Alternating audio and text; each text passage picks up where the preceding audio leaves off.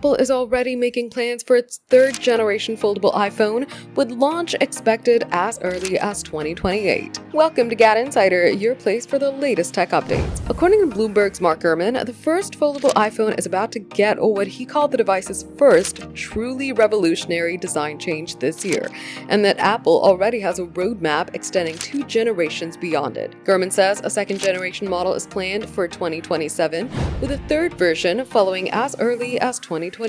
Third-generation foldable will apparently feature slightly larger displays on both the inside and the outside compared to the previous two, which are not out yet, although he didn't provide specific screen sizes. The first foldable iPhone is expected to launch with a 7.8-inch inner display and a 5.5-inch cover display, so any increase would build on those dimensions. This is the first report to lay out plans for a third-generation model, which will expand Apple's foldable roadmap a year further ahead of where it previously stood. The first foldable iPhone is expected to arrive this year with an ultra-thin design, Touch ID instead of Face ID, the A20 chip, C2 modem, and is rumored to be called iPhone Ultra at a price around or above $2,000. Meanwhile, the second-generation foldable is reported to have already received the green signal for development, according to the Weibo leaker known as Digital Chat Station, who said the iPhone Ultra 2 project has been formally approved and will likely reuse the first-generation model's display. The next model is expected to launch in fall 2027